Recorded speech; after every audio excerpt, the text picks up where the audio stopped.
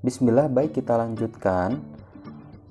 Setelah tadi kita memahami berkaitan dengan konsep ahli waris, berikutnya kita akan memahami berkaitan dengan ashabul furud atau kadar waris, atau dalam istilah lain disebut dengan bagian pasti yang sudah disebutkan di dalam Al-Quran ya.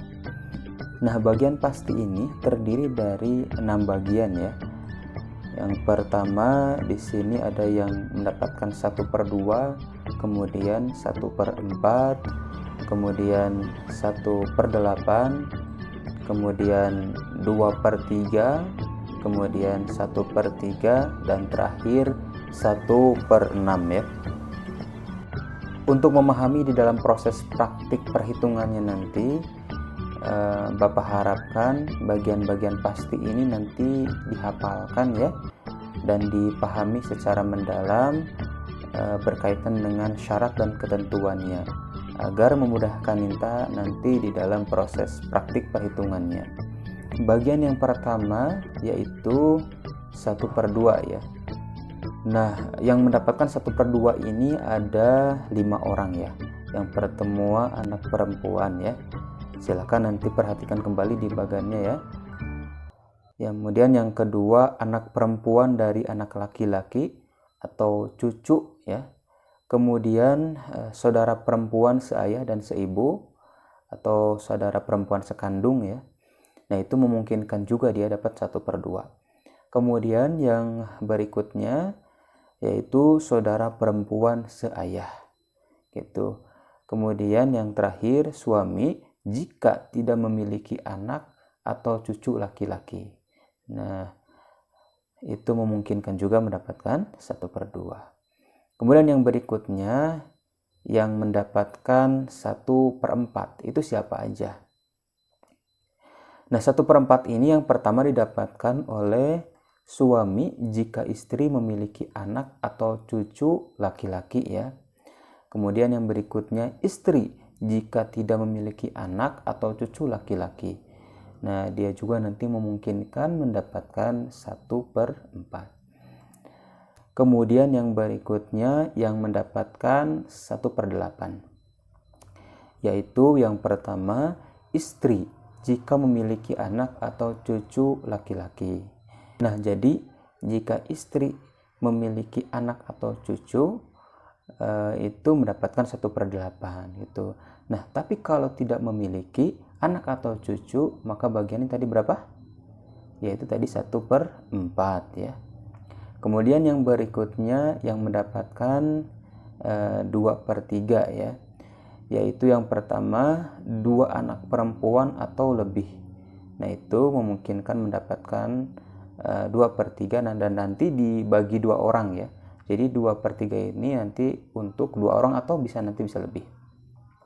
Kemudian 2 anak perempuan dari anak laki-laki atau cucu perempuan atau lebih ya. Kemudian yang berikutnya yaitu 2 saudara perempuan seayah dan seibu atau lebih. Kemudian yang berikutnya 2 saudara perempuan seayah atau lebih.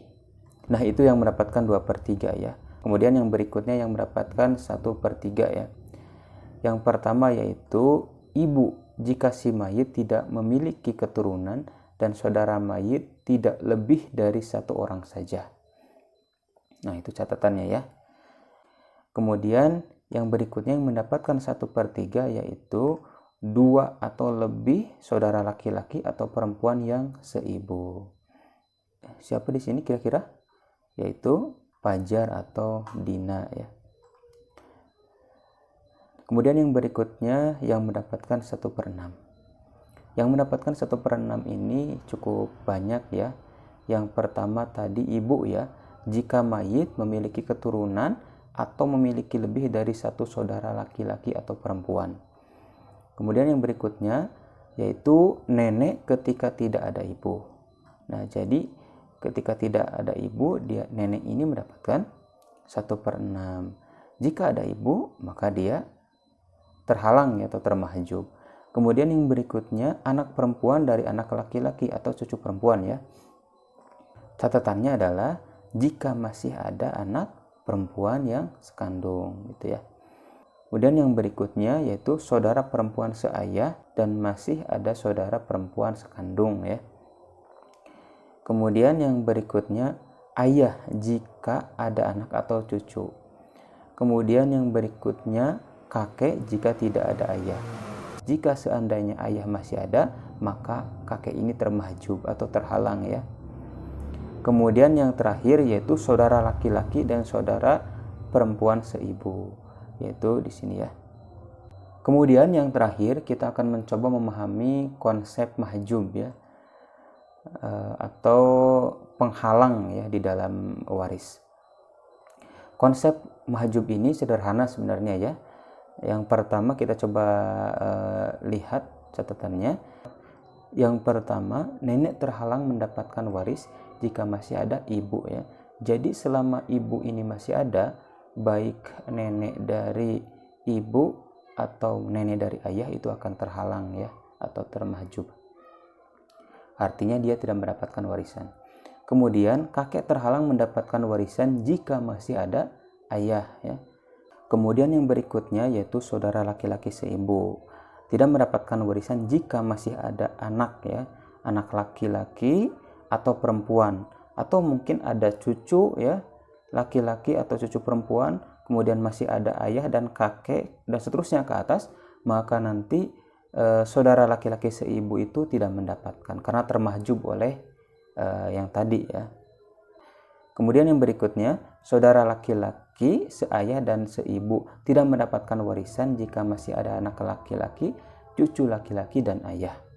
Kemudian yang berikutnya, saudara laki-laki seayah tidak mendapatkan warisan jika masih ada anak laki-laki, cucu laki-laki, ayah dan saudara laki-laki seayah atau seayah seibu atau sekandung ya. Nah, itu sekiranya penjelasan singkat konsep mahjub dan ashabul furud atau bagian pasti. Semoga dapat dipahami. Bapak nanti coba share juga untuk bahan ajarannya ya, untuk dipahami kembali.